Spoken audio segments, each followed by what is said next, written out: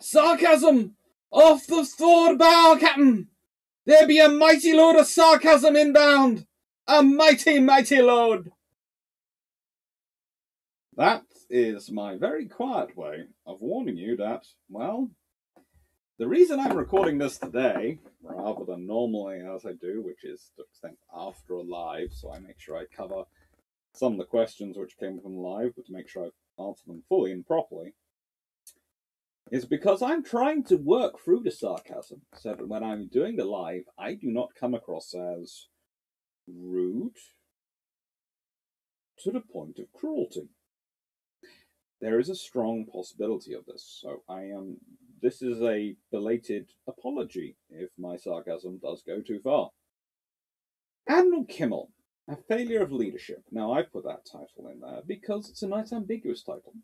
You can ask the question, am I talking about Kimmel being a failure of leadership? Am I referring to Roosevelt? Am I referring to Stark? Am I referring to the myriad of various levels of personality and professionalism and stratospheric bureaucracy that made up the US decision-making process in the 1930s and definitely in 1940, 1941? That'll be for you to discern up until the end, when I'm probably going to make it stark, very stark, absolutely stark clear.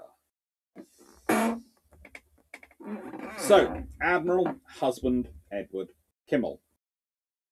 Okay, first off, this is going to come out of sarcasm, but it's not me being really sarcastic yet.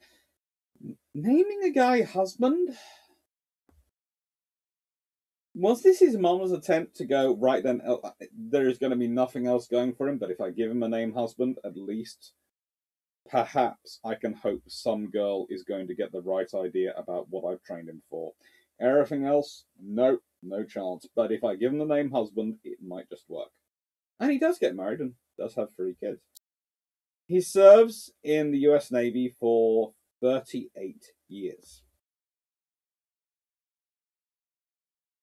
38 years. That is no small feat. He served through World War I. He served into World War II, of course, even actually into World War II. He was in World War II in command for 10 days, so he did it. And he was planning an aggressive counterattack. In fact, honestly, if there's one thing the Kimmel name is certain by, it's aggression in combat. They are very offensively minded in operations. He had, and we'll be going through it, a fairly decent career. He is also possibly one of the most blighted names in history. And studying him and his story is one of the reasons why I tend to be mercurial at best when it comes to my assessments of Franklin Roosevelt and downright critical of James Forrestal. In fact, asking me to do this video in Patron is like asking Admiral Richardson to sit on the Board of Inquiry after Pearl Harbor. You don't want it. I'm prejudiced. I've studied it a lot. I've studied the development of naval aviation, and I've studied Pearl Harbor from many angles, many times.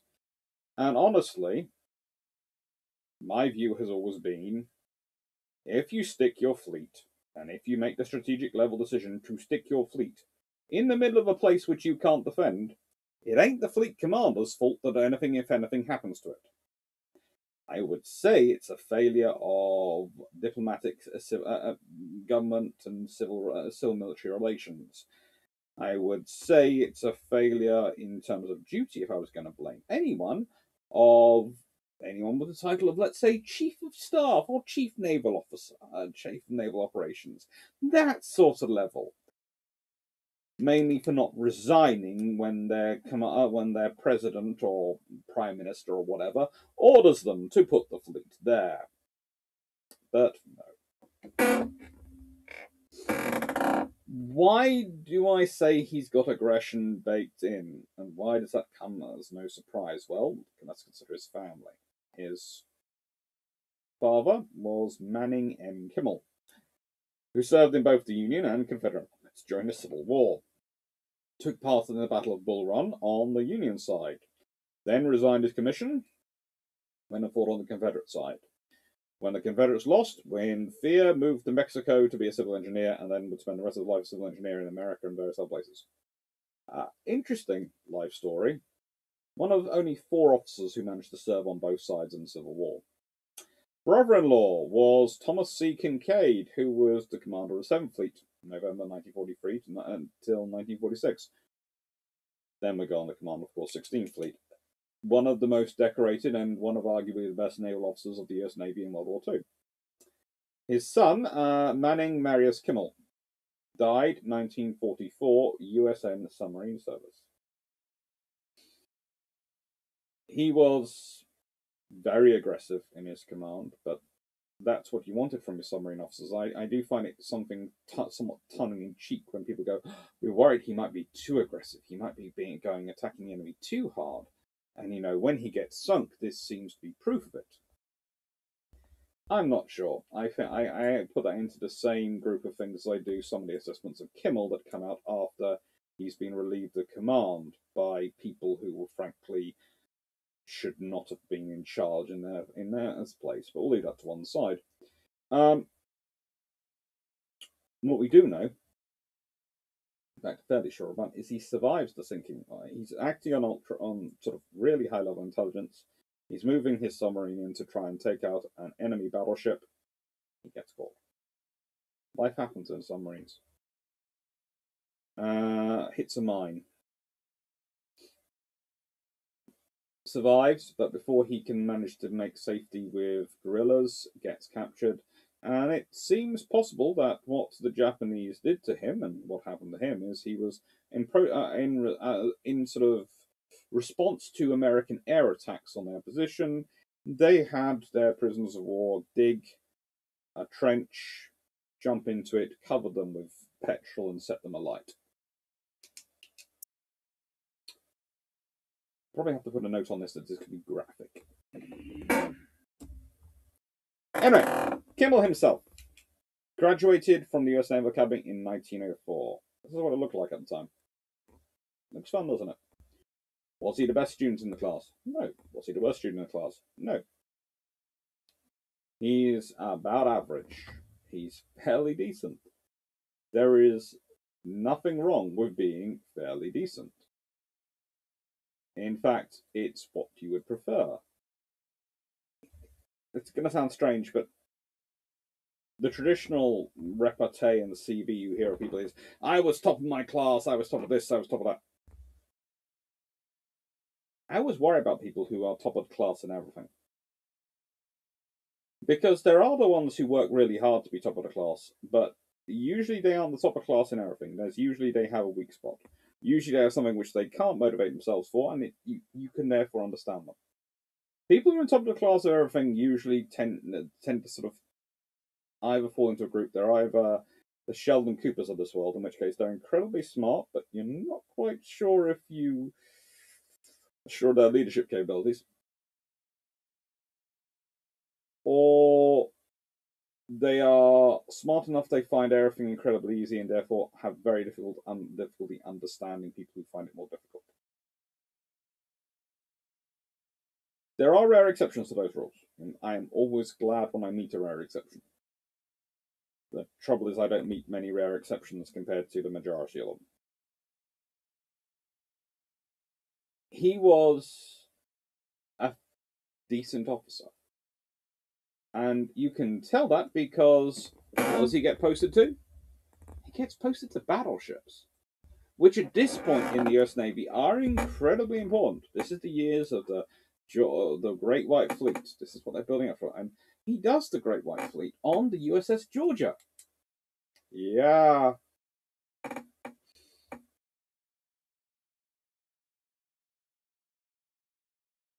They're weird. They are so weird. I mean, seriously, this design would look. If you produced a steampunk science fiction battleship, it would look like this, the Virginia class design. It just would. Come on. You've got a turret mounted on a turret, the slopes going together, but they can do that. It just. Yeah. And this is what he's serving on. He takes part in the Great White Fleet. He goes around the world. He sees Japan. He sees all the places on the tour of the Great White Fleet, and he learns about them. And he has a great experience. And honestly, officers who serve in the Great White Fleet go on to do some very good things in the US Navy. You can't say it's definitely an augur of going on to do good things, because quite so many of the US Navy ends up having to serve in the Great White Fleet to get it round the world, because it's quite such a large commitment. But certainly some very good officers do serve in it. He also takes part in the United States' occupation of Veracruz, which, if you've never heard about, well, it begins with the Battle of Veracruz and lasted 7 months. It's a response to the Tampacchio affair, which was an interesting period between US and Mexican relations, and frankly, the United States, supported by the United Kingdom, get involved in Mexico, who are supported by Germany and Italy. And, well, the US Navy turns up with 7 battleships, 2 light cruisers, and an auxiliary cruiser. And take over Veracruz. And stay there for as long as they want. And this may or may not feed into the later scenario where the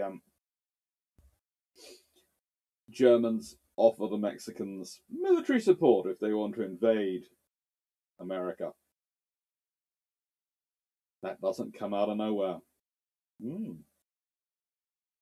Kimmel is part of this.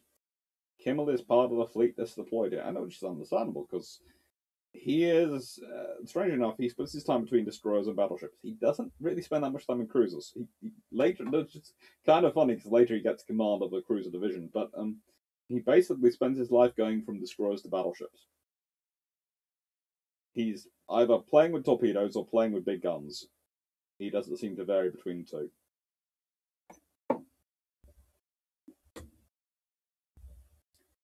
In 1915, for a very short period of time, he is aide to the Assistant Secretary of the Navy, Franklin D. Roosevelt.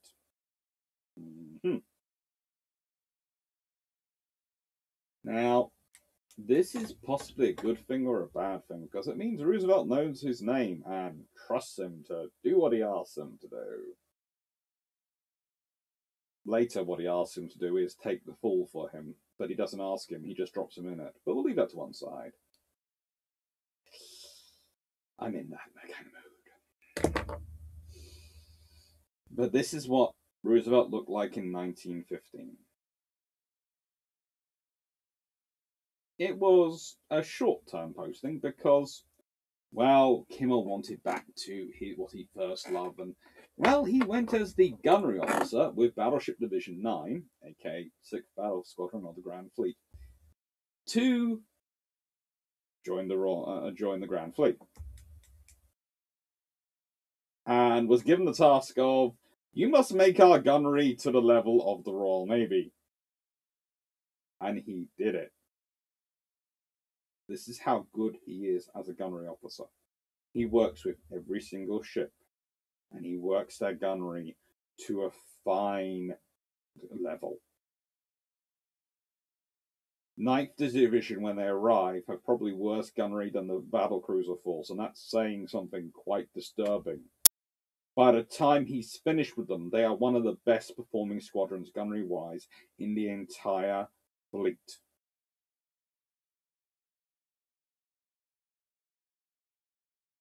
You are dealing with an officer who believes in training. Throughout his career, there are going to be people who level at him that he focuses in on the minutiae sometimes too much, sometimes returning to points when you should just leave it to staff work. That's both a good thing and a bad thing. Now, you can say that's a bad thing, because he should be concentrating all of the time on the big picture. But if an admiral or a general loses track of some of the little things going on, some of the important little things going on, then the whole thing can fall apart. Important little things like, I don't know, if we use current examples going on in Ukraine, this is recorded in March 2022. Well, the wheels on our vehicles, have they been turned over and rolled over recently? Have they been checked? With the fleet, one of the things that he's often obsessed with checking on is he's checking the quality of their gunnery.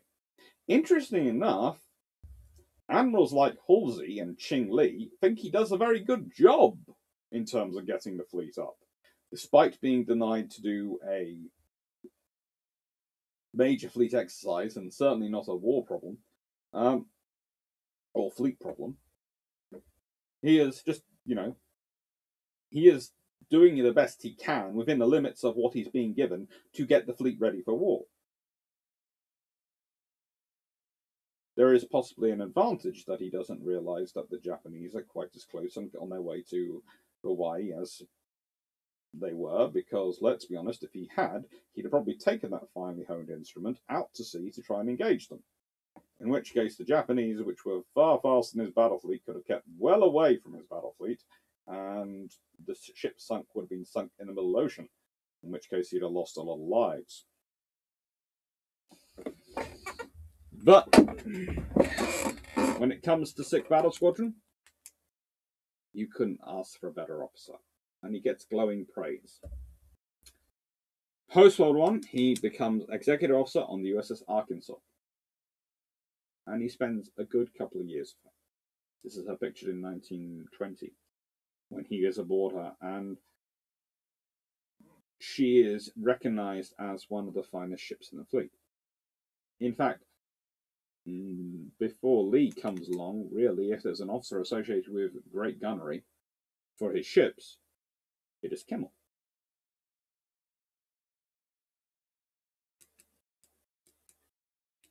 Admiral Richardson is associated with studying the Japanese Navy and knowing them inside out. Kimmel is gunnery. Lee's gunnery. Halsey is aggression. Nimitz is strategic thinking. All these officers have reputations going through this period. Stark is considered a political officer to a large extent.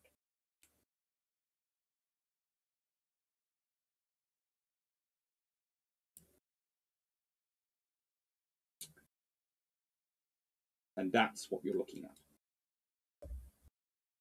In 1926, he's promoted to captain. He has to complete his course at the Naval War College to get there, which is the standard American system. So he goes through war gaming. He gets to see how you do intelligence and take part in the major fleet exercises and fleet response. This is a picture of Teddy Roosevelt, great president, with some of the War College graduates from an earlier era. It's an august body.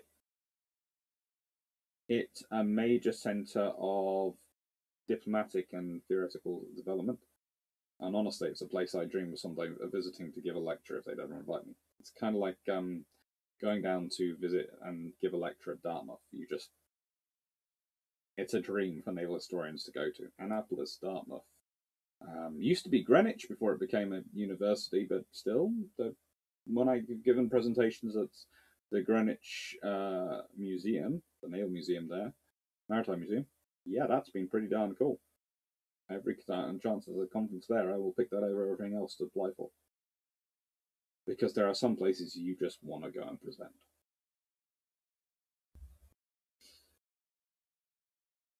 In roughly 1935-36, during that period, he gets to his peak.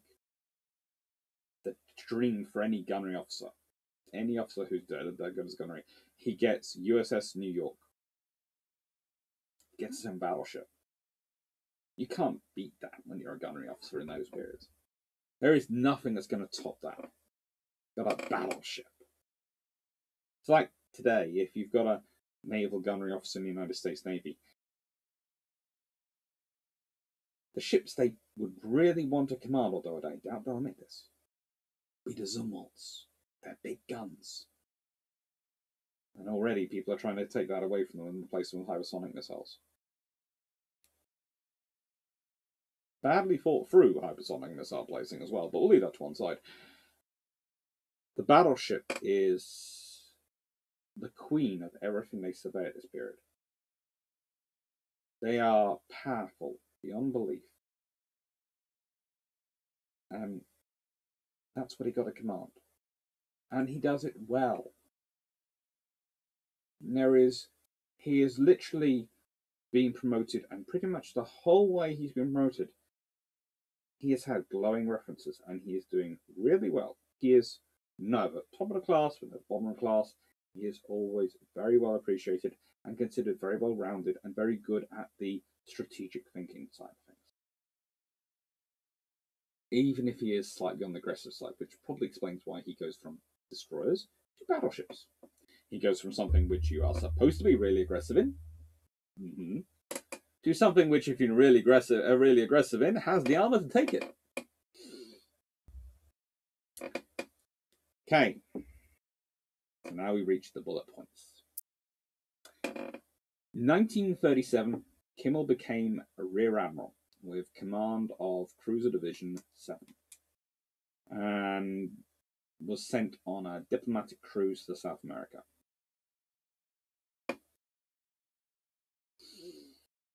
That's the last actual promotion he gets. All the rest from this point onwards are brevet ranks. Okay? So this is normal for the US Navy this period. Therefore, when people say he's lost his admiralty or his well, he never actually really had it. He was a brevet admiral. I don't agree with it, but that's the way they ran it. In 1939, he became commander of the Battle Force Cruisers, which theoretically has a brevet rank of Vice Admiral, but they're slow to do this one. And in February 1941, he's promoted to replace Admiral James Richardson as Commander-in-Chief, United States Fleet, and Commander-in-Chief, United States Pacific Fleet. All right, you had his career. Now let's talk about Pearl Harbor. Let's start off with the guy he replaced. Admiral James Otto Richardson. Possibly the US Navy's greatest expert on the Japanese. If anyone understands the Japanese, it's him. If anyone probably should have replaced Stark, it is him.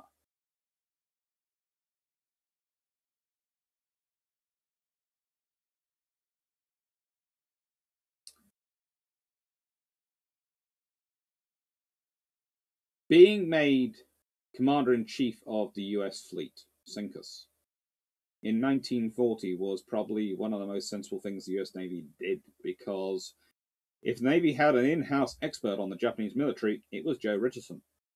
While a student at the War College in 1934, he had written a thesis explaining Pearl Harbor was the logical first point of attack for Japanese high command, wedded as it was to the theory of undeclared and surprise warfare. He wrote that in 1934, while a student at the War College.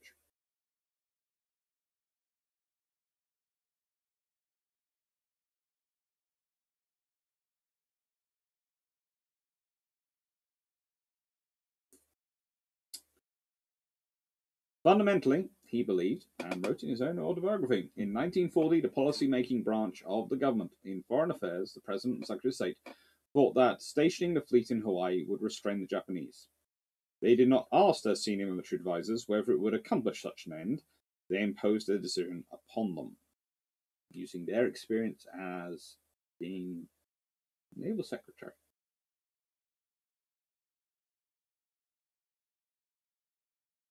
Unsurprisingly, after the next outburst, he got replaced in post, after declaring to Roosevelt, "Mr. President, I feel that I must tell you that the senior officers of the Navy do not have the trust and confidence in the civilian leadership of this country that is essential for the successful prosecution of a war in the Pacific."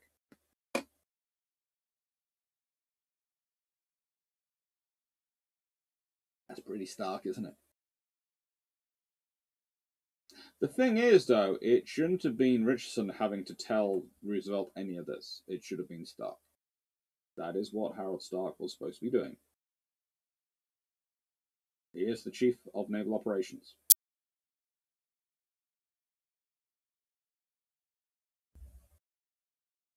Kimmel takes command. First in post, offered the post was Nimitz. Nimitz was offered it. Nimitz and Kimmel are both Texan. Nimitz managed to turn it down. I'm not sure, feigned illness. Did a boogie woogie woogie buggle man. I don't know sure how he did it, but managed to get out of it. Which meant Kimmel was the next choice. And Kimmel basically went, who would take over if I don't? Oh! Him! Oh, good lord, no. Right, I'll take it. Because you see, Nimitz could sign it down, because that would mean Kimmel would have the post. And Kimmel is good. Respected. If Nimitz already turned it down, and Kimmel needed, then if Kimmel didn't take the post, then it was going to be someone else. And I will get on to that someone else as we go along. But remember the name Pi.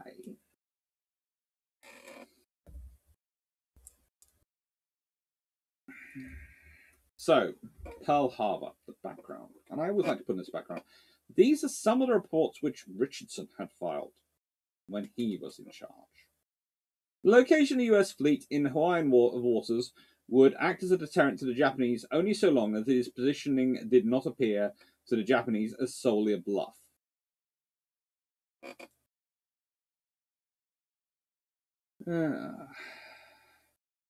In May 1940, Admiral Richardson was ordered to release a press statement stating he requested permission to remain in Hawaiian waters to accomplish some things I wanted to do while here.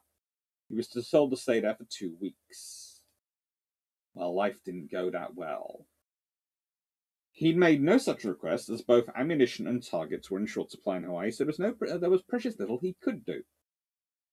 In January 1941, Richardson was relieved of command, early by Admiral Kimmel. He was complaining about the location of the fleet undermined his role in the eyes of Roosevelt.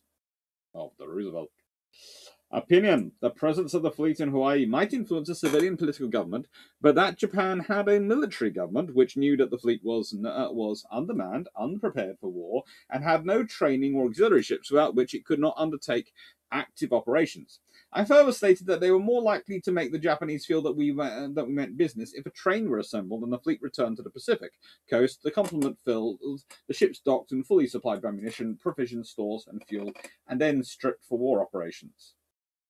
In other words, Richardson and Kimmel were both commanding peacetime fleets which had been dispatched to Hawaii for exercises and which were being sustained at a bare minimum.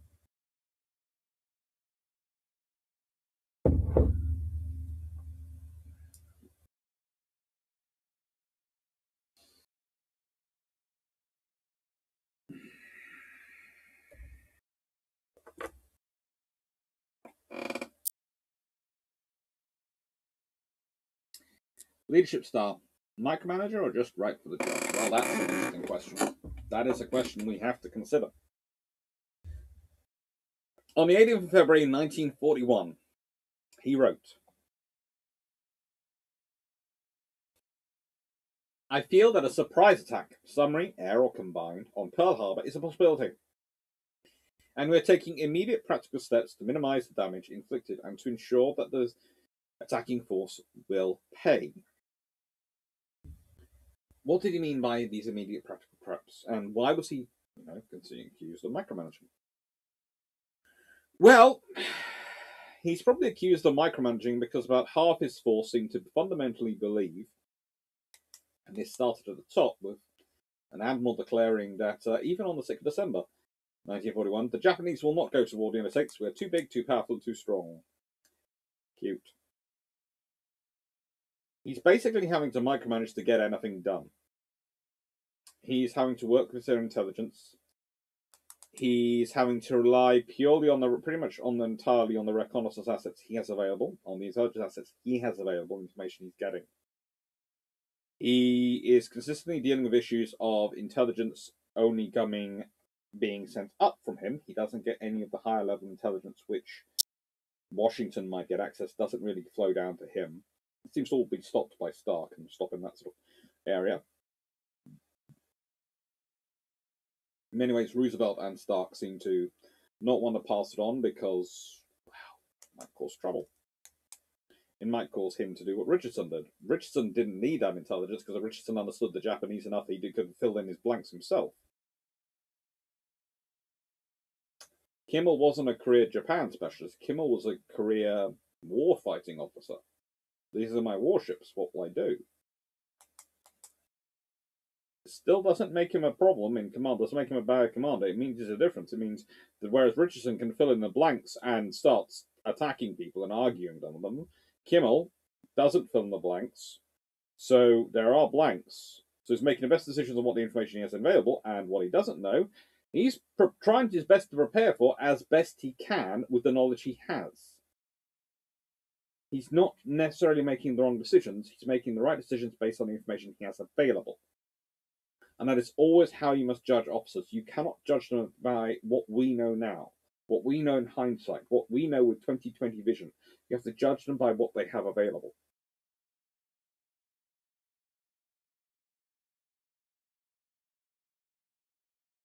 And he's definitely doing his best.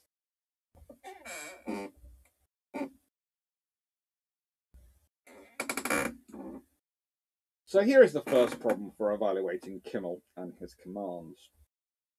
Fleet problem 22 is cancelled by Stark. It's cancelled by Stark because the supplies can't be sent out to Hawaii. In other words, the supplies needed to do proper gunnery training and proper war exercises cannot be sent out to Hawaii. Why? Because he doesn't have the ships. Because the ships are all busy preparing for a potential war. So that means his fleet is sitting unsupplied in the middle of the Pacific without the stuff they need to prepare for war, because the ships which will be taking the stuff out are busy making sure the ships that the fleet is preparing for war back home. Richardson sounds very, very right, and I'm feeling more and more sorry for Kimmel. This is the kind of force which had turned up. And in April 1938, you have Lexington, you have Saratoga, you have Ranger, you have these free carriers here. You have a huge amount of concentration of force in the Pacific.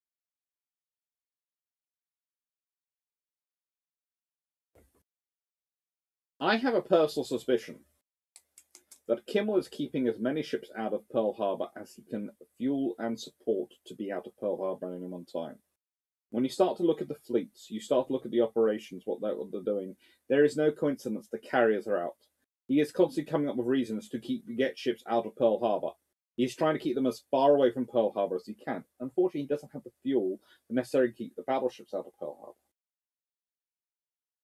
Now, if you presume an enemy bombing attack rather than torpedo attack, then the battleships should be fine.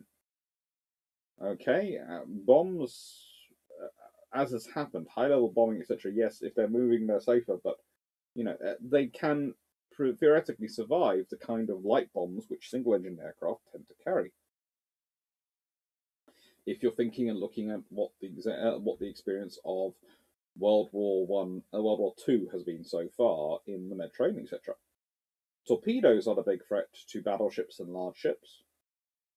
Bombs are a threat to smaller ships, cruisers, light cruisers, destroyers, carriers. What's he trying to keep away from Pearl Harbor? He's trying to keep his carriers away, he's trying to keep his cruisers away, and he's trying to keep his destroyers as far away as he can. He's doing the best he can to do it. Now, do I find any evidence or quotes about this? No, I find no justification for it. So, can I put it down to him? No, but it's hardly going to happen without him pushing it, or him saying it. And the reality is, if he did write anything down like that, that would probably get back to Stark and would probably get back to Roosevelt, and he knows what's happened to his predecessor for complaining too much about the resources he had available. And he also knows who is likely to succeed him at that current point. And it's the guy who actually does eventually succeed him. And does he have faith in him? That's an interesting question.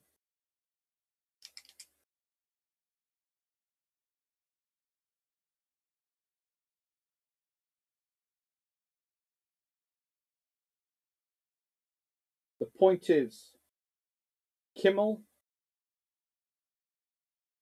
is in trouble. And he knows it. He's doing his best to repair. That is, of course, a famous quote, the Japanese will not go to war with the United States. We are too big, too powerful, and too strong, is Vice Admiral William Suttery Pye. Now, Suttery Pye, how do I put this? He's a perfectly decent, if somewhat unimaginative admiral who manages to end up as president of the War College. He serves in that role 1942 to 46. He is quite an old officer already. He'd been born in 1880, so he's a couple of years older than Kimmel is. And he only gets one seagoing command during the entirety of World War II.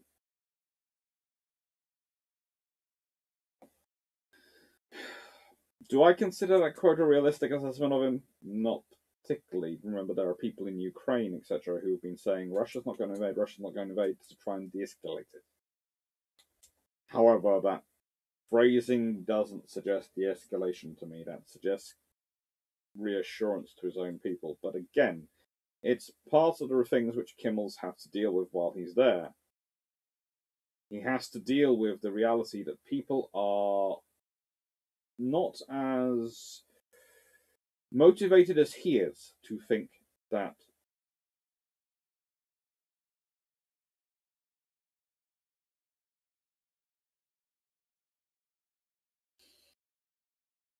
it's coming, that there is a real threat of war.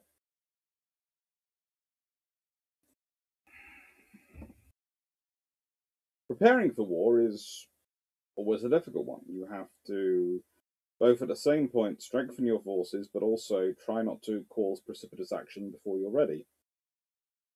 Kimmel seems to be trying his best. But if we go back and look at the complaints of Richardson, which are pretty stark, we have no targets, we have not enough fuel, we have not enough ammunition, provisions, all the things you need for this sort of those sort of major preparation operations. They don't change. They don't magically change between January 1941 and December 1941. Kimmel is still dealing with all of that. You cannot hold him accountable, therefore, for that. What you can say is, how well does he prepare his fleet with what he has available? He's exercising them as much as he can. He's getting them out to sea as much as he can. He's keeping them far away from Pearl Harbor as much as he can. Yes, he doesn't argue with the Air Force's commanders, both the American and the American Army one and the American Navy one, when they suggest that we need to gather our aircraft together to protect them from traitors and infiltrators and fifth columnists. He accepts that. That's the advice of his air experts. Okay? He has said earlier himself he thinks that an air and submarine attack is viable and is likely, but he's got none of the intelligence to suggest that there is a major Japanese fleet mobilization going on. No one knows where the carrier groups are. Honestly, it took everyone British and Americans a while to realize that the Kido Butai had been created as a separate coherent carrier force. Them actually going off and conducting such an operation is, well, that's something. Well, but yes, the British might have done that, but do you expect the Japanese to do it?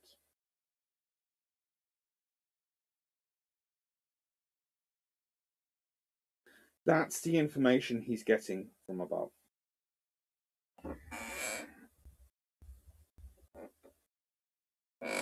And 10 days after the attack, he's relieved by Pi. And almost the first thing Pi does is cancel the planned reinforcement of Wake Island, which Kimmel's organising at this point. Because Pi considers it too dangerous, too risky, too aggressive. Too likely to lead to a carrier battle.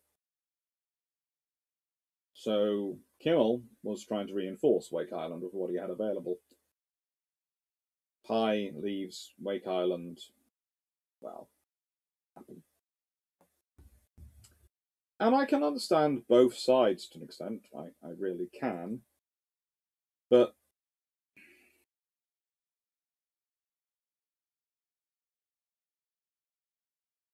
there is part of me which does think that if the US Navy had managed to do the operation at Wake Island that Kimmel had been planning, that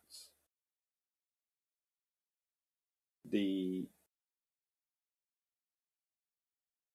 Americans had been preparing for, and that could have led to quite a big contest. Because if we consider it, the Japanese, when they turn up for their second attempt at landing, they bring only 2 aircraft carriers, 2 heavy cruisers, and 2 destroyers with them, and 2,500 troops. The force which Kimmel is looking at sending would have been pretty much the entire carrier force. It would have been every other ship he had that was afloat. Yes, it wouldn't have had any battleships. But could they have dealt with 2 heavy cruisers, 2 destroyers, and 2 aircraft carriers? Yeah.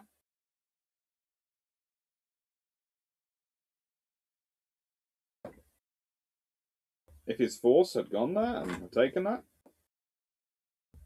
that could have changed World War II. I doubt it would change it that much. But a loss that large at that early in the campaign for the Japanese would force them to have to evaluate some of the things they were going to do and some of the things they'd be doing. It would seriously prick a hole in their area of instability. But Pi, one of the people who'd actually agreed with the basing of the fleet in Hawaii, who had supported Roosevelt in all this, and who is an interesting personality all round on that front, for possibly logical reasons. The idea that there was a strong vein of people who believed that the strong message of having the battle fleet in Hawaii would send the message. They're the same people who probably would have had a panic attack if the Japanese had revealed the Yamato and Masashi before war began and gone unveiled. We have 18-inch battleships. Holy sugar, we're withdrawing now. But they didn't. There wasn't a withdrawal. They were there. So, the Roberts Commission. Now, I always find it interesting when you invite a judge, and let's be honest, Owen Roberts is very much a judge. I sort of looked for his previous careers. He is a lawyer. He was editor of the Daily Pennsylvanian at the University of Pennsylvania. But he's a lawyer. His entire career, his entire life experience is legal. And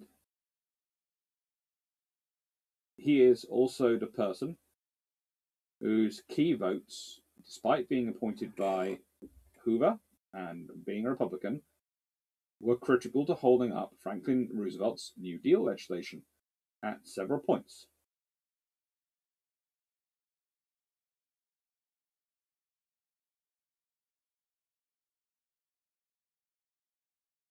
he is a political pragmatist who has saved Roosevelt and done deals with Roosevelt on several occasions.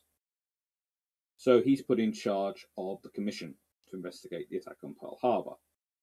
And it's a very interesting commission because it looks down, it doesn't look up. It really doesn't look up. Go and read it and read through the text. And read what's missing. Now, I have to admit, there are some very interesting conspiracy theorists out there, and you see, the thing is, they think it's an actual conspiracy. I think it's more willful negligence and stupidity. Never assign to malice and forethought what can be put to stupidity, because human stupidity is far more common. And ego, those things are far more likely to be the major constituents behind what goes on than malice. The report determined that Kimmel and his counterpart, Army Lieutenant General Walter Short, were guilty of errors of judgment and dereliction of duty in the events leading up to the attack. Kind of interesting, because Kimmel keeps defending himself based on several hearings testifying the important information had not been made available to him, and actually what convicts him is the fact that we have this information and you didn't act upon it. And Kimmel's response is, it wasn't given to me. Well, you should have still acted on it.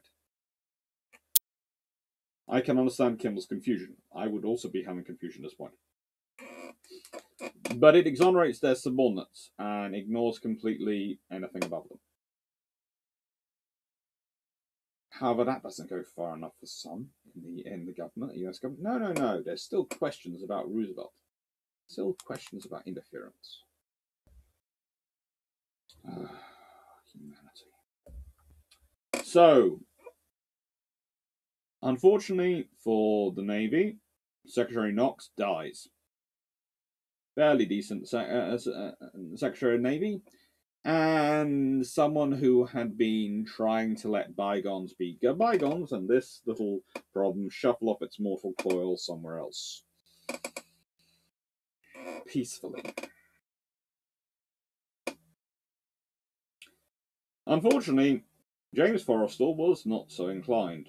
James Forrestal was sworn on May the 19th, 1944. Okay, he's in the middle of fighting a major war. He's sworn in on the 19th of May, 1944. By the 24th of July, 1944, he has a full commission set up, a Navy Court of Inquiry, to look into the events of 3 years previously. Comprised of Admiral Adolphus Andrews, Admiral Orrin G. Muffin, who was President of the Court, and Admiral Edward C. Kalfus. It sat daily from July the 24th, 1944, till October 19th. Same year, interviewing numerous witnesses. It pretty much exonerates Kimmel, finding his actions and decisions had been correct given the limited information available to him. It's amazing. Limited information available to him, he's making the right decisions. Focusing instead on Harold Stark for failing to pass on warnings and check information was dispatched in a timely manner. That micromanaging, which admirals can be criticised for, but which if they don't do, things can go seriously wrong. Amazing. You need to both...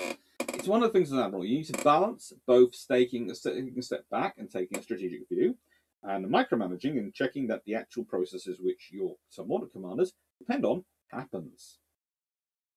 It's a balancing act, which very few ever really get 100% right. But as long as you're within the margin of error, a 75 to 80% solution, you can be fine.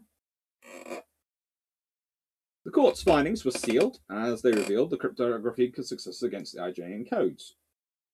Unfortunately, this is the thing. He's just had an independent naval inquiry, and he's not happy. Forrestal really wasn't happy. He felt that they had been too lenient in assigning blame for the disaster instead of focusing on lessons to be learned. Because they'd been focusing on the lessons we learned, they hadn't assigned blame.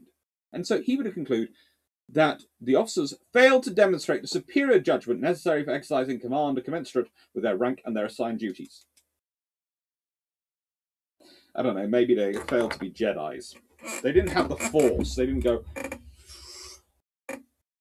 I can see a Japanese fleet coming our way. I have magically increased my ship's speed by 4 knots for every ship so we can catch them.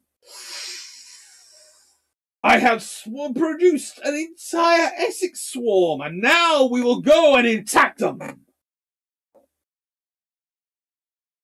No, they didn't do any of that. It's just terrible. They're just terrible. They're just human. Who would have thought? Naval officers can be human. I do not know. Failing to demonstrate superior judgment. Oh my Lord Lubberduck. In the nicest way. And that was Lord Lubberduck. In the nicest way. I am downright rude about some of the officers in Malaya. But I don't expect them to be pernicious and demonstrate superior judgment. I just expect them to actually exhibit judgment. There are things you can expect. Officers to act on the information they have available is what you can expect. To act upon information they do not have and therefore is not available to them and they do not know is to expect miracles. It's to expect divine inspiration. What, does he think all naval officers are anointed before they get command? And there you go, you will get a direct, you will now become a seer of the future. How can they demonstrate they have a superior judgment? There is no such thing as superior judgment. There is acting on the force. There are Jedi Knights. They are not. I know that's ranting, but they are not. I can hold Kimmel account for the information he has available and what he acts based upon it. I cannot, in good conscience, and no one else can, hold him account for what he does without that information. Now, saying that, I'm going to get into this at the end. He can still, it's because he's only a brevet appointment to a Rear Admiral. I'm sorry, he can still be left as a Rear Admiral. It's not nice. But it's because he's only a brevet rank in those posts, because that's what the US Navy's doing at this point. And interesting enough, the gentleman who succeeded him for a few days before Nimitz came over, immediately, when he heard Pi was in charge, it was immediately Nimitz was, yes, I'll take it. It was kind of like that scene from, I forget it, there's Jennifer Lawrence plays a girl called Katniss in it. Anyway, Judy goes, I volunteer as tribute to protect her sister. Nimitz, I volunteer as Admiral, do not let him be in charge of anything. Pi is actually a Vice Admiral. He's one of the few who actually do hold the rank of Vice Admiral. But this is the thing. Kimball has been promoted to Brevet Vice Admiral and Brevet Full Admiral, so he's in charge over him, while still technically being a Rear Admiral. Because they have such a reduced number of actual commissioned Vice Admirals allowed on their list.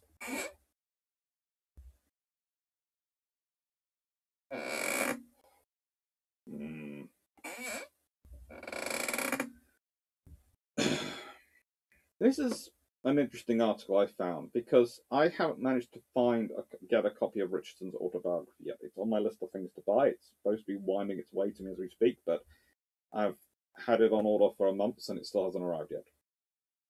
As Richardson was still in uniform, James Forrestal sent for him and told him he was not satisfied with the report of the Naval Court of Inquiry in Pearl Harbor and would have another investigation made.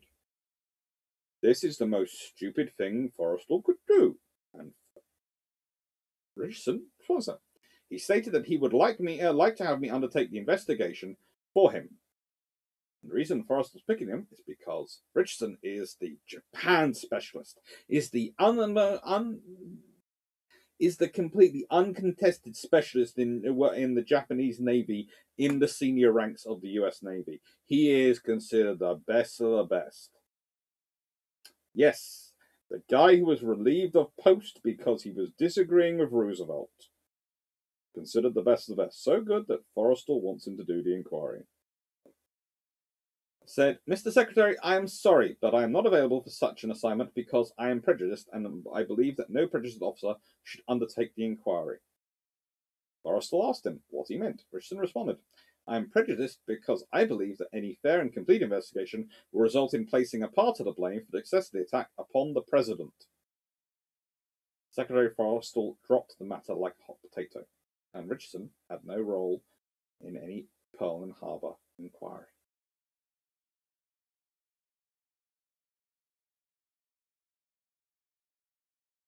It's a witch hunt going on. They've assigned blame, they've worked out who they're blaming, and they're putting all the blame on them. I'm not sure if Forrestal was a useful idiot or just an idiot at this point. Or just someone so vengeful, so blinded with rage at what happened in Pearl Harbor, he's presuming guilt. Can't possibly concede there could be another problem going on. I don't know, but either way, I don't think the blame lies with Kimmel for Pearl Harbor. And I've probably said that quite a lot. But here is the final answer. And I'm going to use in my summary a quote from a gentleman who is often forgotten, Eddie Layton. And here's a description of Eddie Layton. Then there was a person, a very special person, who did not serve in a dungeon with us, but who deserves a very high-ranking place in the list of 5, expanded to make it 6. He luckily worked above ground in the fresh Hawaiian air. He was another human dynamo, sharp, quick-thinking, fast-acting, intuitive, fast to comprehend, and extremely aggressive. In prior assignments, he had been a Tokyo Japanese language student and later a codebreaker. And on December 31st, he moved from Admiral Kimmel's staff to continue on as Admiral Nimitz, young intelligence officer. He was Lieutenant Commander Edwin T. Layton, Naval Academy class of 1924. Layton and I found many intelligence interests in common, having almost nothing to do with dungeon work. So I came to know him very well and to appreciate fully his tremendous contributions to our results. Joe Rochefort and Eddie Layton were close friends of long standing. They had studied the Japanese language together in Tokyo from 1929 to 32. Here at Pearl Harbor, they worked together in complete harmony, forming an almost perfect team. Rochefort gave Layton remarkably clear and reliable estimates and analyses. The quick-witted Layton might then add comments and suggestions or more analysis. After that, he had to sell the final product to Admiral Nimitz. Thank heavens, a very hard-pressed Admiral Nimitz quickly learned to trust the Rochefort and Layton duo that brought him this very restricted, highly secret information, which some others on his staff at first were prone to put down as guesswork, even as dangerous guesswork. Now, why am I bringing up Layton? Why am I bringing him up? Well, because he was the chief intelligence officer for Kimmel and for Nimitz.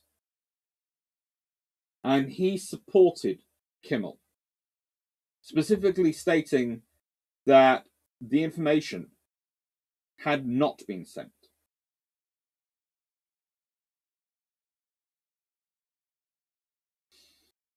Now, he wrote a book called I Was There, Pearl Harbor and Midway Breaking Secrets, which published in 1985. And again, I'm still trying to wait for my copy to arrive. But in it, and this is a quote a friend sent me, he wrote this. Jalut Atoll and in the Marshall Islands lay 2,000 nautical miles to the southwest, and traffic analysis indicated a powerful submarine force there.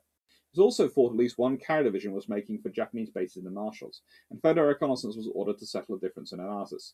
Kimmel had to make his plans on the assumption that the main danger to Pearl Harbor in the event of war was an enemy task force steaming out to make a surprise attack from the southwest. At no point in time did Kimmel receive any intelligence or hint that there was any threat to Pearl Harbor from any direction but from the southwest. And as such, Kimmel maintains, with the limited assets he has for reconnaissance, a very strong patrol presence to the southwest, watching that direction. Of course, the attack doesn't come from the southwest. Nimitz concludes, it was God's mercy that our fleet was in Pearl Harbor on the 7th. For if Kimmel had noticed that the Japanese were coming, he would probably have tried to intercept them. With the difference in speed between battleships and the faster Japanese carriers, well, it would have been problematic.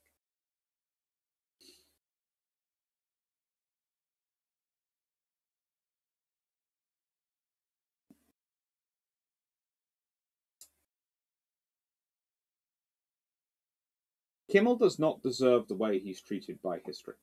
to an extent. And when I say he's treated by history, I mean treated by the political history, the way the politicians portrayed him and treated him. But I am glad to say that as far as I can see it, most modern history, most of the historians writing now are far more nuanced in their treating of Kimmel. He deserves it. He's not a bad officer. He's a good officer, put in an impossible position, not supported by his superiors, not supported by some of his deputies, and he does the best he can in that scenario. Does he do all correct? No. Does he prepare his fleet as well as he can? He does. It's difficult to prepare a fleet under those circumstances. It really is.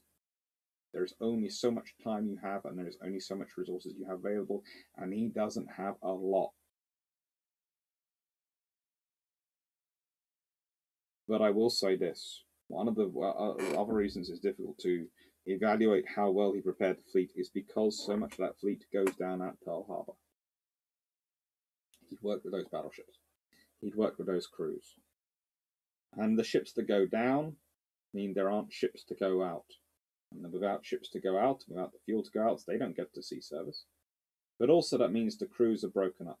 The crews that he's worked to a pitch as much as he can, to as higher level as possible, are broken up. They're not the ship crews which are taken to sea later in the war. No, those personnel have all moved on. They're all running other things. They're all broken up. So, we don't know. We can't evaluate how successful he was in preparing the fleet. We can't evaluate really how well he'd have done as a commander because he's relieved so soon. We can only evaluate him based on his responses to the information he had available. And honestly, the information he has available, he thinks there's attack supposed to be coming from a certain direction, he makes sure that direction is covered by hook and by crook. He also tries to make sure he has as much coverage of other directions as possible, but yeah, if he has to choose, he picks the direction he's told is the most likely direction of attack. He's got his fleet arraigned as much as he can, and he's got as much of it out of port as he can to keep it safe. And when the battle happens, he gets on with looking after his fleet and recovering it, but he's also immediately back working out an offensive, a reinforcement of Wake Island to stop the Japanese advance, to stall their attacks.